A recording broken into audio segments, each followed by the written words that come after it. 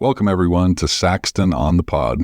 Today we have on Jason Gonzales. Jason is a world record powerlifter, holding records in numerous disciplines. He has over a decade of experience training athletes of all ages and offers a wealth of knowledge regarding health. We discuss durability, social media stigmas, choosing the right coach, learning to pivot when necessary, and 3 things to preserve health late in life, and so much more.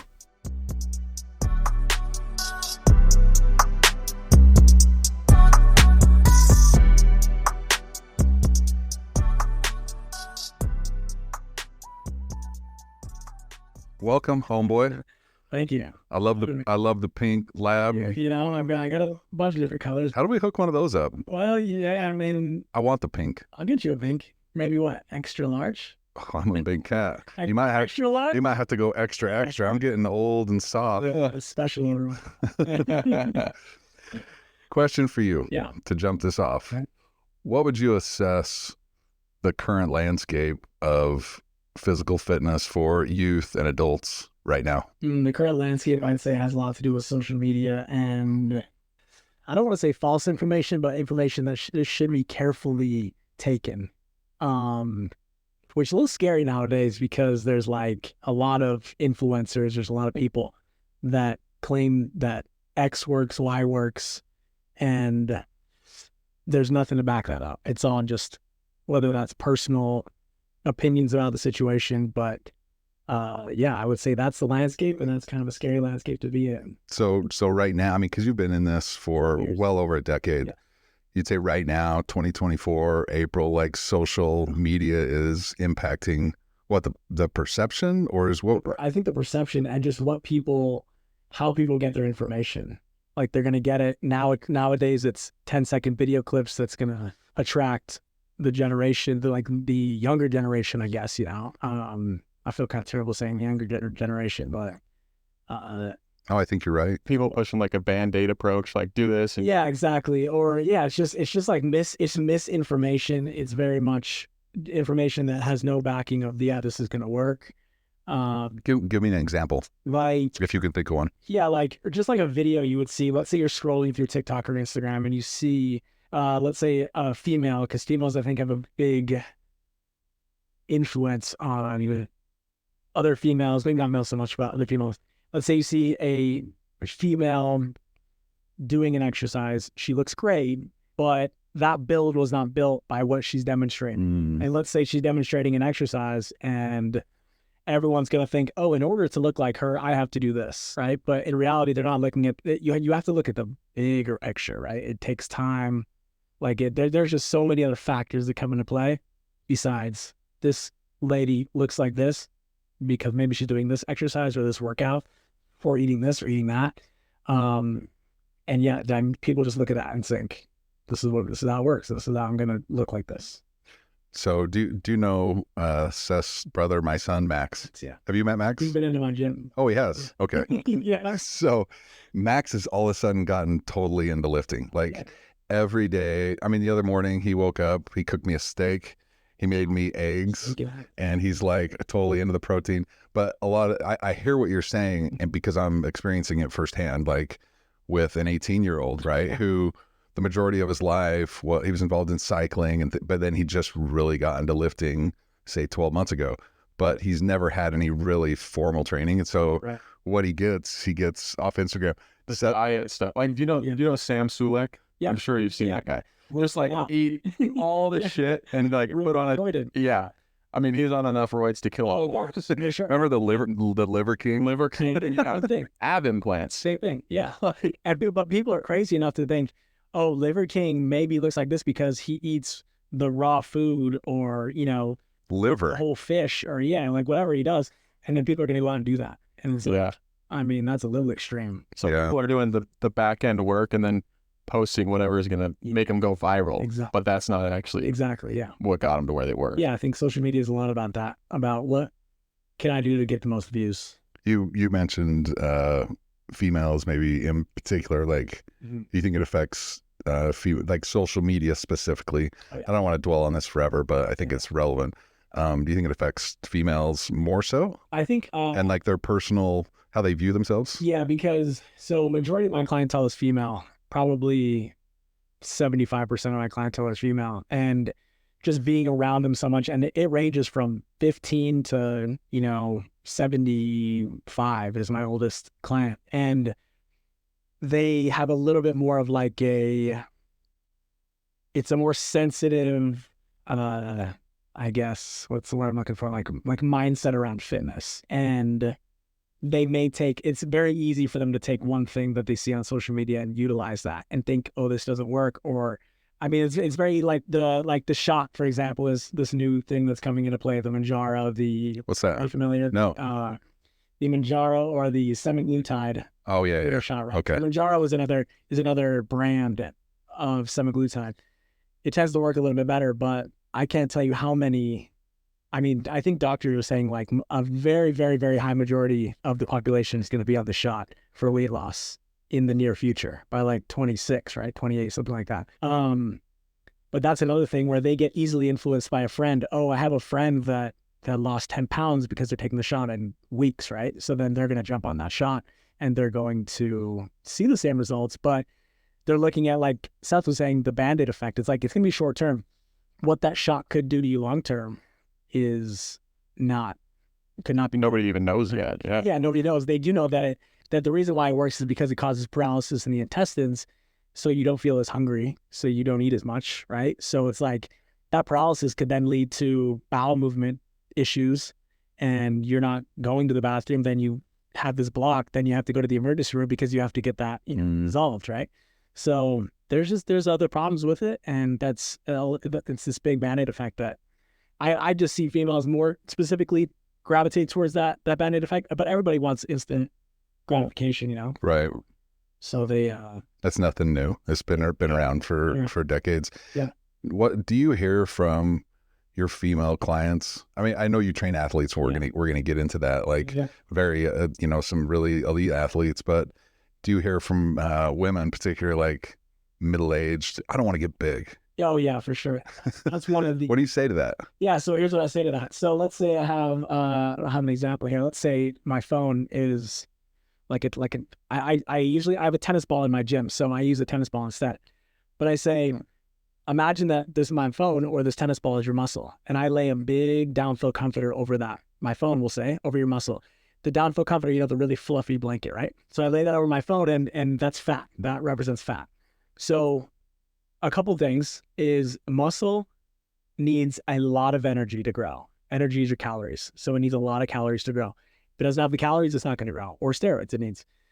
So you lay this big downfill comforter over this phone. When you start to lose weight or tone up or whatever the term you want to use is, that you start to shave that downfill comforter away. And then I ask them, does this grow or can you just see this more? And then they say, I could just see this more. It doesn't grow. But then they perceive, oh, because I'm leaning out and my muscle's showing more, it looks bigger. Right? Interesting. So that's that. And then I say, if you're carrying in groceries and you're carrying a big box from Costco, is it because you're not big enough or strong enough? And it's because you're not strong enough, right? The size is irrelevant from the strength. They're related, but also not really related in a way. So my emphasis is, I want to improve strength. I want to improve durability. I want to improve mobility, function, right? So I don't care. I could care less about how you look, but that's just going to be a result of what we're doing here and a result of what you're doing on your own, because your eating is going to influence that mainly. 90%. Two things you mentioned, and we're going to get into durability, because when I chatted with you on the phone, I've thought about that. We talked a handful of days ago, and you said durability, and like you mentioned it 2 or 3 times, and it stuck with me, and I've thought about it because it's such a beautiful way of describing health and fitness. It's not how do I look, are you durable? I mean, that goes for the 75-year-old woman, the 13-year-old soccer player, all the way through the NFL athlete or the pro volleyball player. But you also hit on nutrition. And I know you've had like a big stint in that industry as well. So take us back. I want to know about your journey kind of from the jump. Where were you raised? When did you get into, because you were big power lifter for a big portion of your life. Yeah. Take us through that. Yeah. So, okay. So I guess I was born and raised in Chicago, moved here when I did not know that. 10. Yeah. That's crazy. Chicago. Moved here when I was 10. So I consider myself, I grew up here. I'm 31 now. So I've been here for 21 years. And yeah, I got into fitness in high school in like a lifting class. And the majority of the reason I got into it was because I was always short, skinny, right? I was like 110 pounds in high school at 16 years old.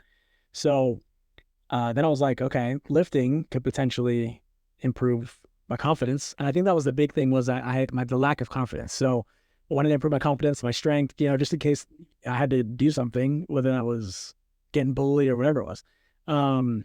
So I started working out. I did a lot of bench pressing, and I think that attributed to what we're going to talk about with powerlifting. But I did a lot of bench pressing, other stuff, etc. And were you involved in sport, or was it? No, I think like I was always athletic. Like if you were like, hey, let's go play basketball, play pickleball, like whatever, I'll do really good, because I think it's maybe the competitive nature in me.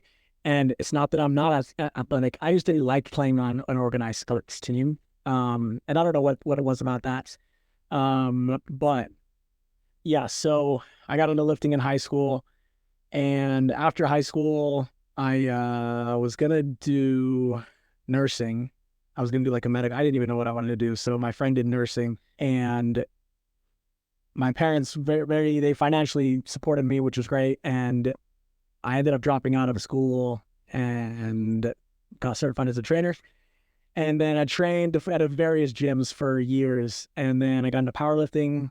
The powerlifting career went, I was in the 148-pound class. They use kilograms in powerlifting, so the numbers are going to be a little bit weird, but I was in the 148-pound class. I competed for 5 years. What's that, like 58 kilos? Yeah, it's like 50. Yeah, it's like 56 kilos or something like that. You started this in high school? I started this in college when you were... Yeah, so I dropped out of college. And so I must have been 20. I was 22 when I did my first powerlifting. Okay. And then I did that for 5 years. So I competed in that. I ended up, my last numbers I hit were at 148 was so it's kilos. So it's a 429 squat, a 343 bench, and a 460. Bro. Something. Wow. Yeah. That's insane. And wait, what? So weight wise, you were 148? 148 pounds, yeah. And what was your bench? So bench was 343. That's impressive. So I've hit free plates twice, Wow. But yeah, and that bench was what got me. I competed in like FitCon that just barely happened, so I competed there. I don't know if I still have, but I did have all the state records, national records for my weight class.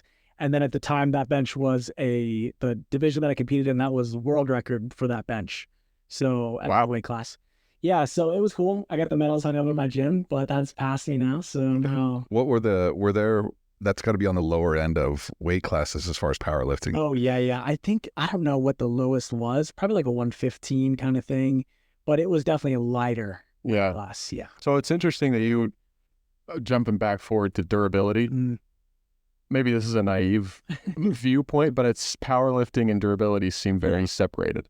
Have you had is it not, or have you had a change in, what I'm, I've had a change. I think I've had a change. And that may be one of the main reasons why I kind of stopped, was because I just reached a point where the amount of load that I was putting on myself for my training, and I would bench 4 days a week. And it was like, to sustain that is just, it didn't feel good. Like my body was, it just didn't feel good. It felt good to be that strong, but now I'm training completely different than I would if I were powerlifting. Functional training. Yeah. A little bit more. I had a strength coach in high school, and did you wear the compression? No, so I had to wear a singlet. Okay. Okay. Did you really? Yeah. You should have wore that in, bro. I had a strength coach in high school. He was a big cat. He's probably 270, 280. He competed in powerlifting, but he had this I don't want to call it a jersey. It was like a really compression fit. So one day he was training me. This is maybe I was a junior in high school. It was he and he kind of took me under his wing, and he was going down, and dude, it ripped right at the top. He's going down, and I don't know what those things hold up, but it's some weight, you know, from the compression of it. And it was tough for him to get back up, and I had to like muscle it up. But what were those workouts like? Were you incline, decline, dumbbells? No, it was like, so it's interesting because I'll still use a lot of the same philosophies that I did with powerlifting. And you have to think specificity to whatever you're doing. So like Seth was a mountain biker. So it's like, in order to get good at mountain biking, you mountain bike, right? So in order to get good at benching, squatting, deadlifting, you do that. You do those three, and you become really good at those three. So I became so technically skilled in those three to where I was reading about different like I took physics into play when it came to this, different force vectors, the moment arms, like things that how can I most efficiently bench? And I still use that to this day when somebody comes into me and they want to bench or they want to squat. And because I train so many people, I can apply different, like the different ways you can look at the squat, bench, deadlift to each of those people. But yeah, so the training was technical skill, number one, and then skill drives strength. So the better you can get at that skill, the stronger you're going to be at that skill. So just every little movement, every little grip, how you're putting different pressure on which areas, and just trying to limit that because you're throwing so much weight around. And my squat, I'd be like, you would have like a get under the bar, your hand placement is here, get under the bar, step back with only 2 steps, you know, get in the same spot, get a good breath, get tight. Like you have to just think about so many things. And that's what I did with all 3 of those lifts. It wasn't many accessory lifts, like you mentioned, like the incline, the decline, all that stuff, but it was benching 4 days a week, different volumes, different intensities. But it was just benching. So that's crazy how much can go into benching. Yeah. I would never. Oh yeah. Or just 3 lifts and so technical thing. It's so technical, and it's like mountain biking. It's like I mountain bike once in my life probably, but there's probably a lot of technical things that go into that. Yeah, you can be a really good mountain biker, but the better you can get technically, I'm sure. Yes, and things that are just second nature to you. Yeah. And people come in and they're like, oh, like my wrist should be flat, or you know what I mean? The shoulders, everything. You don't even think about it. And other people have to learn all that when they come in. They have no idea what they're doing. Once you uncover the first 3 or 4 layers of the onion in any sport, like I've always thought, it's so easy to, if you're looking at level 1 to 10, it's so easy to get to a 7 or an 8, maybe even 8.5. But to grow from there, it's like teeny little tweaks that are just not known, that you don't read them in a magazine. You need specific coaching for someone who's been there. That's cool that that's your background, and now you can take that and put it, because so many, and I don't want to shit on the personal trainer, and so many of them are you know, you hear their background and they don't have what you have. They don't have that knowledge and that depth of, hey, this is why we're doing it this way. It's not because I read it in a book. It's because I did it and I know how these movements should work. That's cool. And that gives you a lot of validity. Exactly. And my clients can see that. Other people can see that. And you can spot the fake ones. And like to give you an example, recently somebody was like, hey, my father-in-law, who's 60 something, just passed a personal training certification because he wanted to get a discount at Biore. So that just tells you how easy it is for anybody to go get a personal training certificate. That discount's pretty sweet. I do have that. We steal that. But it's interesting. Yeah, like my wife and Tanya, or my mom, they teach Pilates. And I won't name any names. I actually don't know her name. But some girl who recently just, I don't know, pulled it out of thin air. I'm going to be a Pilates instructor, trainer. And so she, you know, good looking girl. She can get followers on TikTok. She's never taught Pilates, and all of a sudden she's selling a Pilates course. Yeah, it's so and easy. It's just interesting. They have 0 background, but nobody knows. Yeah. And to your point, I'm sure when people come into you, they see the difference. Oh yeah. Maybe through a screen, it's hard to tell, but when you actually go to train, I'm sure people see the difference in their mobility and their durability and their strength. Well, and just maybe the way I'm perceiving the information, because like I like to tell people straight up, if they come to me and they say, oh, my friend, blah, blah, blah, blah, blah, then I will be straight up with them and saying, yeah, well, that's not necessarily the truth, you know, so let me give you the truth and then take it however you want.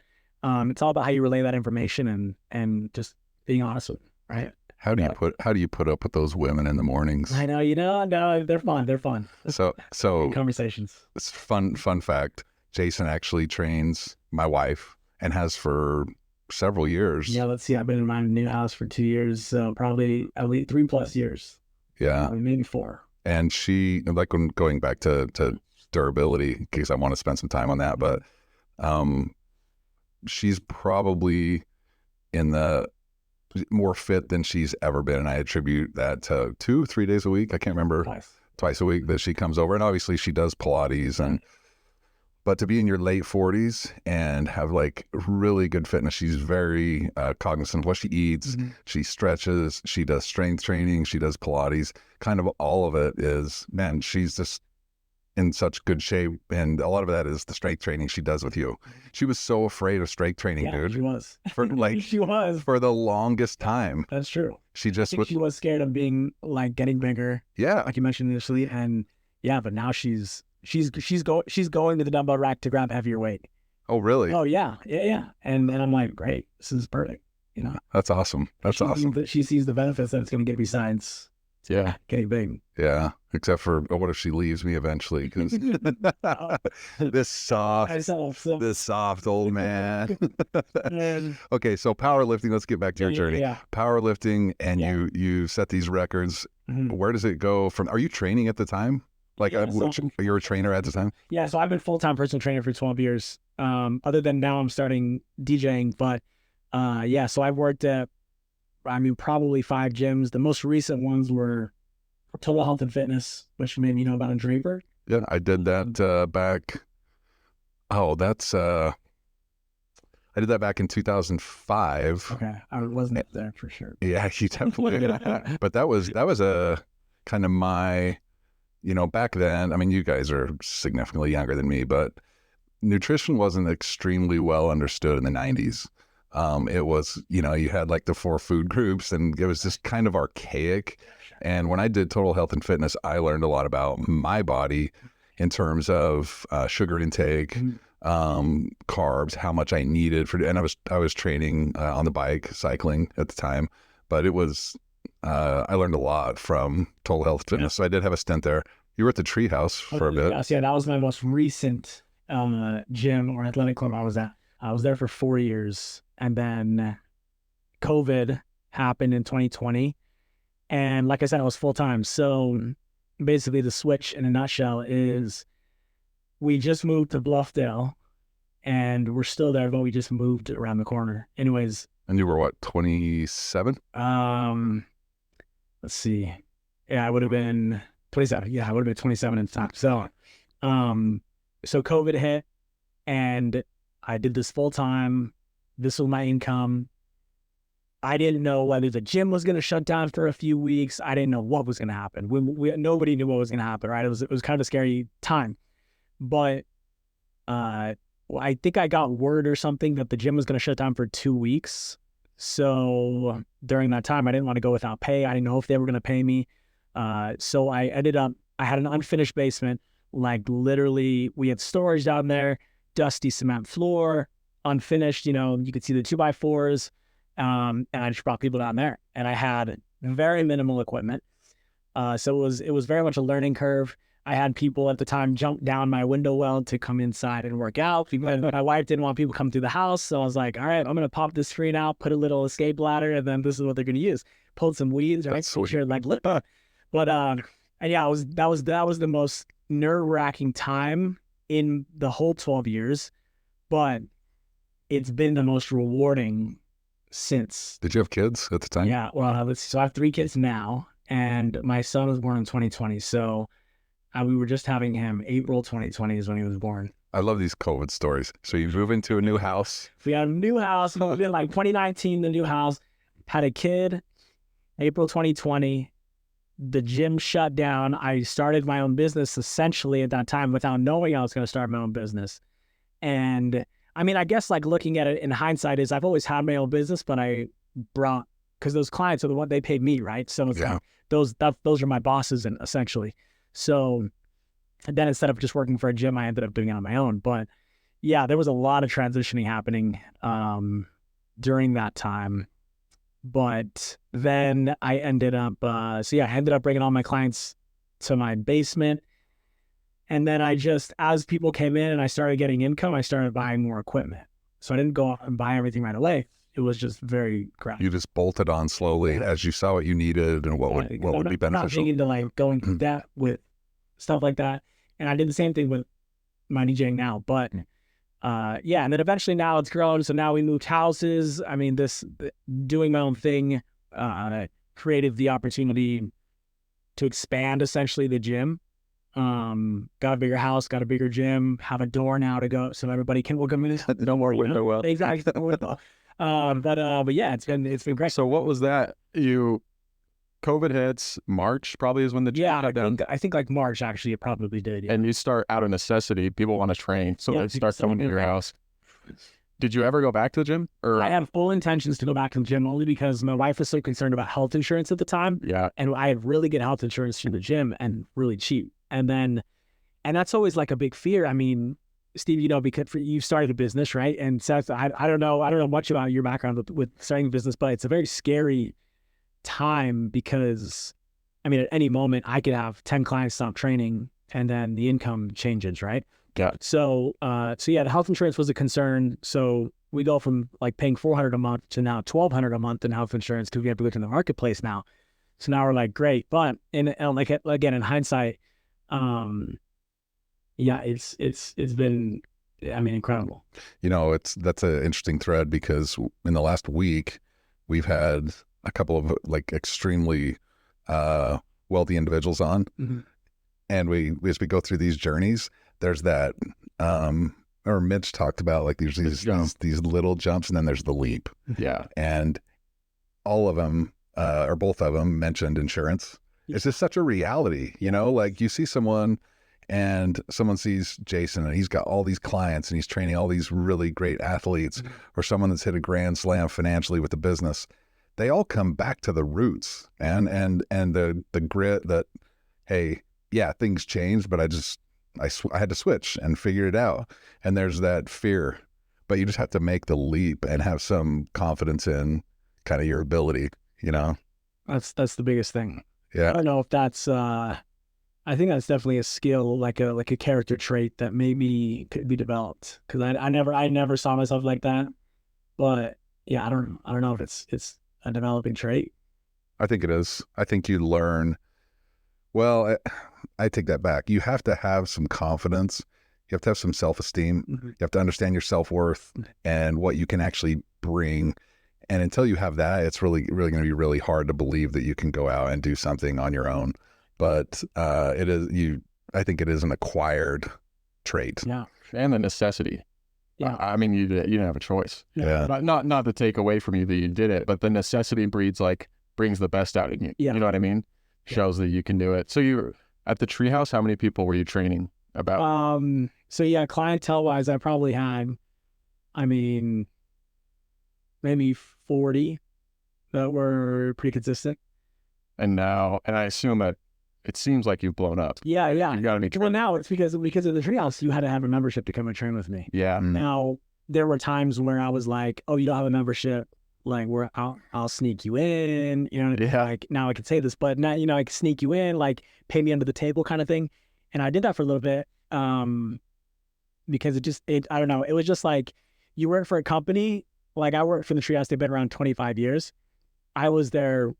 They've never had a trainer perform and bring in the sort of income that I brought in as a trainer. And at the time I'm giving them 25%. So it's like, I'm giving you a lot of money per month. The least you can do is give me health insurance, right? So I convinced them to give me health insurance. And like the least you can do is have me bring in to these people, because I'm big on social media when it comes to posting things. And there was just such a limitation on who I could bring in and who I could train and whatever. But now it's just opened me up to sign a waiver and you're good to go. Yeah. Is it a pretty transient, personal trainers in general, is it a pretty transient industry where they will hop gyms, or do some of them stay at one location for a considerable amount of time? I don't know. I think that's kind of hard to say, because you're really battling what percentage are you giving the gym you're working at or whatever. Because like, for example, where I used to work, it would be like when you would first start and you'd have to give them 40%. And as you increase your revenue, you give them less and less and less, and you cap at 25%. So still though, 25% is a massive percentage depending on what you're bringing in. So It really depends. I think the turnover rate for trainers are 2 years. So they're in the industry 2 years. They think, oh, I love working out myself. I want to get certified and help other people. But there's way more of a business side of things that people don't understand. It's like, yeah, you can learn about, how to build muscle, but how do you market? How do you brand? How do you find clients? Like all those things, and how do you treat those clients? And how you just all those things, I think, play a bigger role versus how much I know. Like, I don't remember the last time I was asked what my educational background is. I don't know. That's actually another common thread now. People don't care. They want to spend time and they want to know, do you know if I'm going to hire you to do something, are you an expert in what I'm hiring you to do? Not did you get a degree in sociology or, it just doesn't matter. Yeah, for sure. And I'm a big believer of like so many people that go to 4 years of school and then they get on the job and they're like, I don't know anything. It was just kind of a waste of time. I learned more in the first week. And don't get me started on education, bro. Let's not go down that road. I'll go off on a big tangent. So now I know that a lot of the athletes that you train now they're athletes. Yeah. You've got some really like up and comers, and they're specific to whether it's soccer or basketball or cycling. Seth actually said we should ask him about his wall. Oh yeah, because the Jersey wall. Yeah, the Jersey wall. Tell how it was born. Yeah. Tell us about that. So I guess let me think. Yeah, so the Jersey wall is basically all jerseys, and I haven't counted them. So, I mean, maybe there's 30.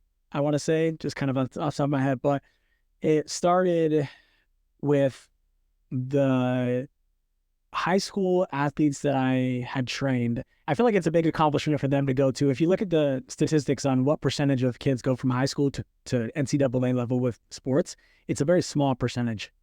To go from NCAA to pro is even smaller, is under 1%.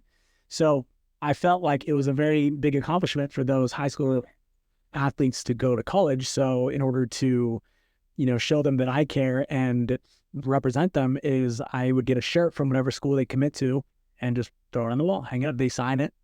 That's super cool. That's cool. So it's cool, and it's a really cool thing to see. It obviously started with a few shirts, but now it's a wall. It's a nice size. It covers a lot of the gym. That's cool. Yeah. And you've got I'm gonna get this wrong, but I'll have you explain it. That you have a lot of leaderboards. Yeah. With is that specific to age group? Is it specific to a lift? Is it like for example, I sorry to cut you off. No. Pull-ups. Yeah.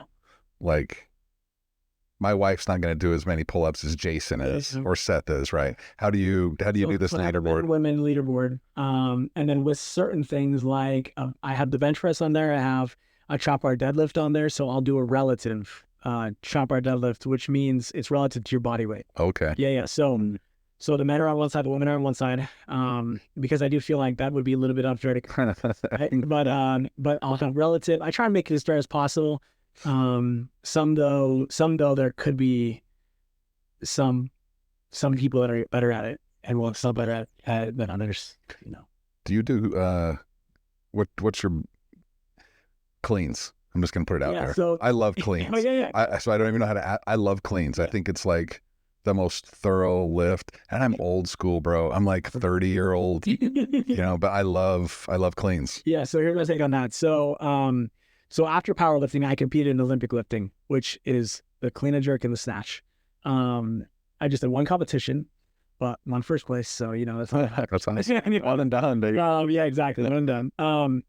So it is a very complex lift. Like you want to talk about the squat, bench, deadlift, getting technical with that. The cleans and the snatch is, I would consider, more technical technique. And to teach, a high schooler or middle schooler is doable, but I would only teach the clean if they have to do that. Like in school, football players have to do it. The coaches, they like it, they want to do it. But the number of kids that I've seen come in and I'm like, okay, do a clean. I just got to see it so I know how to coach you on it.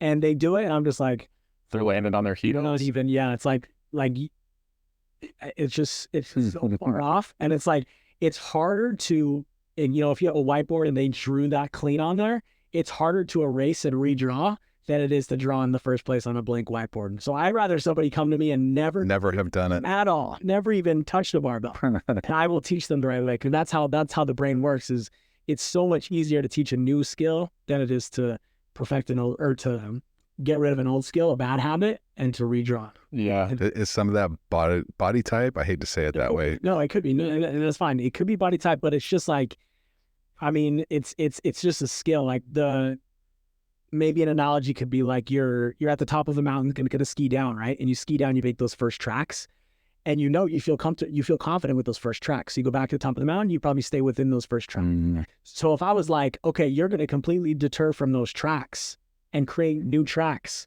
it's gonna feel foreign. It's gonna feel weird. So it's not necessarily the body type, but it's just the way our brain works and learns. It's like taste buds on your tongue in a way. It's like you go through a movement and your body learns that movement and your brain learns that movement. And so it's very hard to unlearn. It's way harder to unlearn Interesting. than it is to learn in the first place. Going back to social media, that's got to be tough. The high school kids who go see people lift this way, ego lifting, 100%. got to be huge with high schoolers. Yeah, huge. I did some push-ups once with my Pilates gal, and I got made fun of like for days, bro. I'm like, it's just a push-up. Yeah. Apparently I was doing them totally wrong, and to your point, it's a push-up, dude. Anybody can do a push-up. I'm sure you've been doing it like that for my whole life. It's just, no one ever taught me technique of how to do a push-up, and she butchered me. And then for the next, I don't know, 8 sessions, we had to do push-ups until I could figure it out. But it's just that muscle memory, like skiing down in the same tracks, and then I had to deter from that, and I had to think, I need to not do this, like lock my shoulder blades out or whatever, and that's so I have personal experience. It's even like more in depth with everything that goes on. You can't do anything right with those ladies. I've never done Pilates. You haven't? No. Oh, we're getting you in there. We got to get him in at the Brienne. It's tough, dude. Consider it. It's so tough. Yeah. What would you say? I mean, like you said, you teach people. What's your youngest? Right now he's 6th grade. So whatever, how I'm 6th grade and 75 or something. Yeah. What would you say is the biggest thing that people are lacking? Is it like the stretching? Is it core strength? Like strength in general. Just overall strength. I would say like back to the durability thing. It's like my 75-year-old wants to play pickleball. So my goal is to make them durable enough to play pickleball. So whether that's getting more specific, direction of movement, or leg strength, or upper body strength, or whatever that is, and the little 6th grader could be like, I want to get faster with my sport, and that just comes down to strength. But especially at 6th grade. But anyways, it's like creating that, back to that durability, creating that durability to do whatever that 6th grader wants to do: run faster, jump higher, juke some kids out. Let's talk about durability. Let's sit in that for a little bit. So when you say durability, are you specifically talking about, hey, they don't want to get injured? Or are you talking about they want to feel better when they sleep, or they don't want to wake up with numb shoulders, or I don't want to get out of bed in the morning and be like, oh, damn, my ankles hurt. You know what I mean? Okay. Yeah. Yeah. Just not necessarily durability. Couldn't be, injury reduction or prevention. It's creating this body to where if at any moment, like I wanted, if you had like this 24-inch box jump right here, I can just stand up and do that. Right. I feel good. I feel confident enough that I could do that because my body feels good. Right. And I feel great. And that's just, it could be the sleep, I sleep great. But yeah, it's just like there's a book, it may be controversial, but they call it The Supple Leopard by Kelly Starrett. He's a physical therapist, but the name of the book is The Supple Leopard, or A Supple Leopard. Because leopards at any time, they could be hanging out in a tree, licking their paws, and a predator comes by, and they have to be able to run 50 miles an hour right away to get away from that predator. So kind of the same logic to the point of sleeping better, playing at any moment, right? The 75-year-old is playing just like the sixth graders playing. Like we all play, and I want everyone to play at all times and just be confident enough to do that. Yeah, So, this is fascinating, man, because you see the young, the old. When you like, we've both know a little bit about Peter Attia and Yeah. kind of the blue zone and Centurion and what you should do to longevity of life Yeah. is the best way I would put it. If you said, hey, do these 3 things or these 5 things, like I know he mentions like rucking, okay, Yeah. hiking with a pack, which prepares him for hunting, but he mentions some things. That's just one. I don't want to give you his list. Yeah. But if you said, okay, 75-year-old lady, when you were 15, you should have done these things for the next 16 or 60 years of your life to be in the best health. Yeah. Well, I'm going to let's have you pick maybe 3 or 5 things for longevity, not specifically sport. Sure. But to keep your health and your body in shape. So when you're my age at 47 or 65 or 75, I can be in that place where I'm durable. Yeah. So I would say strength right off the bat is the immediate thing. And that's strength, whether it's, strength with some sort of progressive overload throughout time. So progressive overload being, you can think of there was an old Greek story of, I believe it's like Mythos or something, carrying this bull on his back, right? This is how you can imagine progressive overload. It's different slightly, but this little boy carries this little calf up this hill, and as the calf grows each and every day, so does his strength going up the hill, right? So it kind of works in the same way. So progressively overload your strength training, make sure you're getting stronger, you're picking up heavier weight where you need to pick up to a point. Then second, so when does that, because eventually, the boys are going to start to deteriorate. Yeah, exactly. What age is that where humans need to say, oh, hey, I don't need to bench 385? Yeah, exactly. So, and I think that's where you kind of make a pivot into, you're going to reach a point where either your returns are going to diminish or you're just not going to get stronger. Everybody has a ceiling. So when you reach that ceiling, you just have to pivot, and that's going to be maintain the strength that you have or do different variations because our body learns in a different way. So the variations like going from a flat bench to an incline bench would be enough variation to drive whatever has to be driven, right? So, or a static lunge to a reverse lunge or a forward lunge, lateral lunge, all those are different variations that are going to yield different, demands and different, the body's going to adapt differently. So number 1, strength training. Strength training. Number 2 is some sort of plyometric. So whether that is, from a sixth grader, it could be sixth grader and maybe even 75-year-old, depending, but you could have a line drawn in the floor and you're jumping back to back over that line, just something very, what we call extensive. So extensive is like jump roping, where it's not intense. You could do a lot of it, but it's still it's plyometric in a way. Yeah. So, and then also those intensive ways, but you have to use those differently and carefully. So extensive plyometric movements, lateral, multi-directional, lateral. You can go double leg lateral, single leg back and forth, rotational, like all different directions. But I keep it more on the extensive side because power as you age is one of the first things that declines. So ball slams, box jumps, depending on age, because you have to scale it appropriately. But so strength, so some sort of plyometric or like ballistic, we'll call it. And then some sort of zone 2, what Peter Attia likes, zone 2 cardio. What's your, everyone's got what they like, but what do you, ideally, if you could say, do this? So here's the thing though. So my body is very, coming from a powerlifting background, my body is very type 2 muscle fiber, meaning it does not like a lot of oxygen and it fatigues pretty quickly.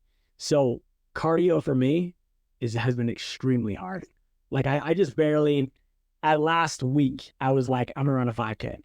So I saw that on Instagram. And then day two of running, my quad was just cramped up and I just couldn't finish. I was 15 minutes into this run. Yeah. And I'm like, whoa, this is crazy. You're fast twitch. Exactly. Yeah. So yeah, I don't muscle fiber type. Yeah, I don't know anything about that. So you have like, have you heard of like fast twitch? Yeah. Twitch? So I think the biggest misconception with this, and probably the thing that you should know about it is, each muscle fiber type means the rate at which it fatigues. So if somebody's more fast twitch, they're gonna fatigue faster. If somebody's slow twitch, they're gonna fatigue slower. Now, each of those muscle fiber types, fast twitch, slow twitch, are also known as type 1 or type 2. But because I'm a powerlifter, because my goal was to recruit a lot of muscle fibers and lift a lot of weight, I'm going to be primarily fast twitch muscle fiber type. Like I build that because of my training, right? So it's going to be very hard for me. So as a mountain biker, you're probably you have more slow twitch muscle fibers than I would. And is that something that evolves or something that you're born with? Well, does that make sense? A little bit so both? Each muscle correlates to, like, let's say your calf, for example, is going to be a different muscle fiber type than a bigger muscle group like a quad or a hamstring. So, but you can train that. It evolves based on your training. Interesting. So if you never were a mountain bike and you were a power lift and you now jump on a mountain bike, it'd be very hard for you. Yeah. As you're adapting your muscles and your muscle fibers to your training. Yeah. Right. So if you can think of, I think I was going to go on to this, but I forgot to mention it, but there's something in training called the SED principle. And the SED principle is specific adaptation to imposed demands. And you have to remember that throughout everything that you're doing, because if you break it down, it's specific adaptation to imposed demands. So whatever I'm demanding on my body, that's what I'm going to adapt to. Mm-hmm. So if you want a mountain bike, that's the demand you're placing on your body, and you're going to get really good. You're adapting. Okay. And that's just how the body works. And that's just how we work. For you, going out and running must have been like a foreign. I would hate every minute of it. Yeah. And I could not make it. Like I started like a 9-minute 30 mile. Like it was, and to me, that's like being that bad at a mile. I'm like, that's kind of frustrating for me because I've always been good at the lifting part. Now not being good at this, but I want to do like an 18-minute 5K. So I'm trying to do a 60. So you're listening. This is number 3 on your like most important. Hey, do something that's a zone 2. That's like not necessarily zone 2, I guess, but yeah. Well, it could be with some more training. Yeah, exactly. Whether it's running, cycling, swimming, something that's low impact. And if you look at someone who's maybe in their 40s or their 50s, maybe they're in like marginal health, their body's maybe a little tore up. Me, for example. Okay. Like, what would you suggest? Like just whatever I love. The 12% incline, like 12% walking incline. That should get you into zone 2. Zone 2 is like, you should be able to have a conversation, but maybe huffing and puffing just a little bit. Okay. You know, like almost like a rucking, or even like a rucking would be probably a good zone 2. It might push you a little bit depending on the weight you're carrying, but let's say like a 20-pound ruck. These guys took me hunting last year, bro. I got to the top. It's not zone 2. It's not zone 2. It probably was for these guys. I got dropped, and like these packs are like super heavy. I got to the top. I had to change my clothes because I was just drenched. And then the next time we went up, I just wore shorts and a t-shirt because I know I'm going to change it out because it's going to all be soaking wet. But I think, dude, hiking is, it's so like, I think it's so good for your heart. I think it's so good for everything that, it's not zone 2. It's like zone 4, pushing zone 5 for me. But there were a lot of benefits, like in the book, Outlive. Have you read Outlive? Mm-mm. I think that's Peter Attia. I've listened to him on several podcasts. Did he also do Blue Zones? Yeah, I think so. Was he the? I don't know what Blue Zones is. I think he was the where they take people throughout the world. Yeah. And am I getting this right? Yeah, and they've lived over 100 years old. And some of these people, like 110, still out doing. Oh yeah, very, very active. I think in like the European countries. Yes. Where these blue zones kind of.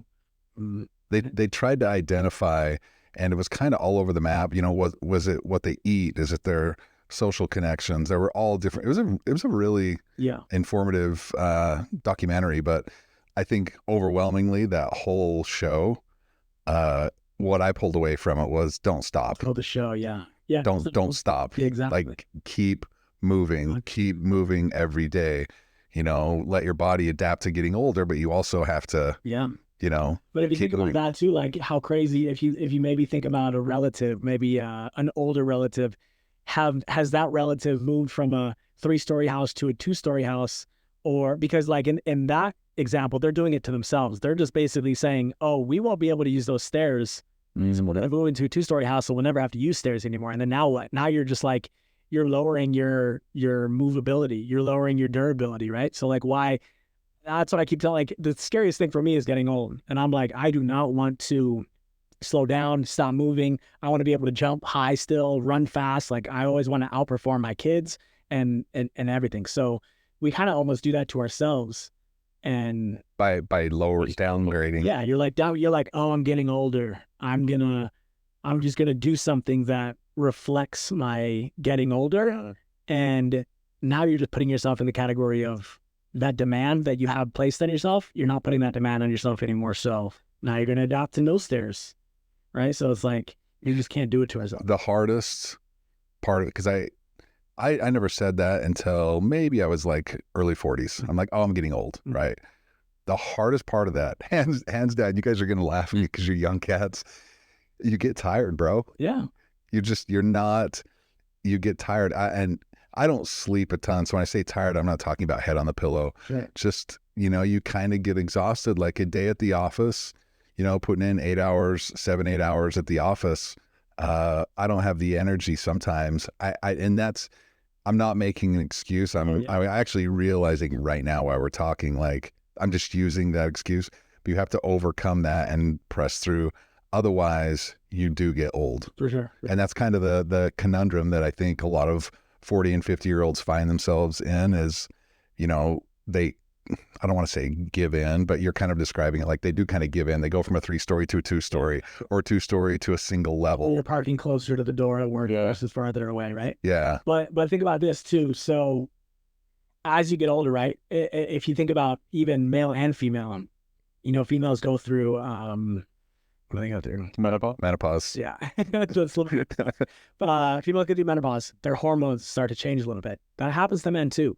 And believe it or not, for the longest time, I was like, man, I feel so good day to day. Like I just felt good day to day. And my wife, I forgot why she got her hormones checked or something, but she got her hormones checked and I ended up getting mine checked and I was low on testosterone. And I was like, there's no way, like I feel good. And then I started supplementing testosterone and, obviously to a dose that won't fill me up and make me huge. But that difference has been insane. I'm super glad you brought the point. No, I'm saying like for those that think that their energy is low or you're fatigued during the day, like maybe get some blood levels checked. That was a question I had because it's a huge push right now. Yeah. Where we were talking about it last night, actually, at Sunday family dinner. Yeah. I'm not old enough, but according to him, testosterone used to kind of be not frowned upon, but it wasn't like, oh yeah, take testosterone. Right. And there's a huge push for it now. Tons of people taking it recreationally, but also if they're tired or whatever. And yeah, I was like, maybe I'll go get checked. Do you think everyone should get checked? What's your current take on it? Because I'm at the time I think I just barely started. I might have been 30, right? And I'm like 30 years old, low testosterone, no way, right? Yeah. At my peak. And I felt so good. But then getting it checked, I was at like 270, which just has a crazy range. It's like 180 to 1200. And if you're not on either end of that range, then you don't need a supplement. But now then I got to rechecked and I'm like at 900 something. And that difference, I mean, that's, 3-4 times what I was at.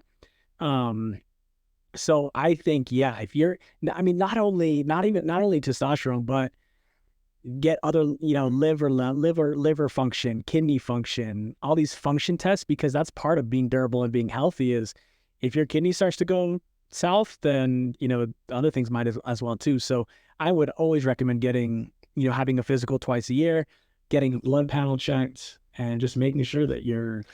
Do you recommend that? And let's take for example a 35-year-old. Yeah. Okay. Maybe a handful of years older than you.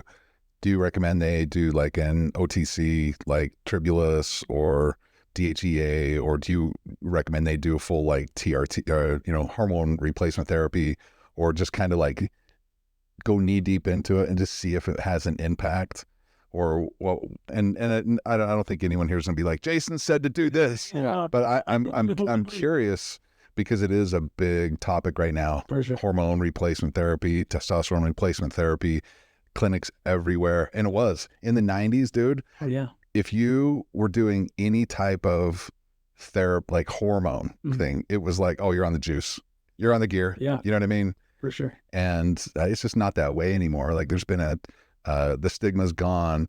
I think that there's all these studies out that male testosterone and female testosterone are maybe at lower levels than they were a decade, 2 or 5 decades ago. Yeah. Why? There's a lot of controversy out there and tinfoil hats and stuff. But what do you say to that 35-year-old after he gets it tested? Would you recommend he goes and gets on full TRT or tries some over-the-counter type stuff? Yeah, I think that may be like a more ask your doctor or PA kind of question. It's the answer I was Well, looking for. yeah. So, but just like just like when people ask me about supplements, it's like, should I be taking this supplement, vitamin D? Let's say, it's very common for people to be low in vitamin D, but unless you get it tested, you're not going to know if you are low. Yeah. And it's just probably a waste of money for you to take it if you don't know you're actually low. So go get tested, figure out if you're low, and then take what you're deficient in, because that's what a supplement is for, is to supplement your deficiencies, right? Not to just pump it into you because... Yeah, then you're just peeing it out. Exactly, yeah. It's going to go unused and it's just a waste of money. If you like wasting money, then sure. Where's the best place for people to go get tested for either testosterone or just other vitamins that they might be low on? So I think through your normal primary care physician would do a great job at that. I know LabCorp, you can buy blood panels. You can buy like somebody told me like some insane number, 200, 300 different tests at LabCorp. Or I have been to BioRestoration in Draper. Yeah, it's good. All those places. But I would go with your general care physician first if they're a good doctor. Yeah. Crazy story. BioRestoration. I don't know if you knew this. We used to have a tattoo removal clinic. Oh, no. Yeah, a lot of people don't. This was years ago, but the proprietor of BioRestoration was Dr. Moody. He's no longer the owner or the physician there, but he passed away in an airplane crash when he was our medical director, and he owned BioRestoration. Just a little sidebar, kind of crazy. But you have like Ageless Men's Health, you have BioRestoration. I mentioned this to Seth because we were just having this conversation. You can drive 20 blocks and pass 5 clinics that are willing to do it for you. I would venture to say to that 35-year-old, start working out. Yeah, for sure. Sleep better. Improve your eating habits and see if that makes a difference for the first 4 or 6 weeks. And I'm saying that from a place of experience. Yeah. You know, as you go through the highs and lows of career and family, the hardest thing to do when life sucks is to work out or eat better or try to sleep better. But if you work out and eat better, you will sleep better. And then see, because I think naturally the body wants what it wants, and those hormone levels will come back in line. It's interesting to you because you're extremely active that yours was low. But did that surprise you? Oh, very. Yeah. I was like, I work out, but I think maybe my stress levels influenced. I don't know what could have influenced it, but I was very shocked. Yeah. But I'm good now. Yeah. Are we gonna go with the cliche questions here? I think we should. Yeah, absolutely. Let's do it. Well, I want to know. I'm actually stealing this question from another podcaster. If you listen to Chris Williamson, if you could only have, and I think this is good for listeners because people want to be told like this is what you should do. They don't want to have like a range of should I be doing this or that. If you could only have 10 exercises, and that can be cardio or in the gym for the rest of forever, and you can think about it. 10. You want to give me less? Oh, you can have 5. Let's go. No, dude. I want to 10. 10. We'd go 5. I could 10 off. I'd have to prioritize.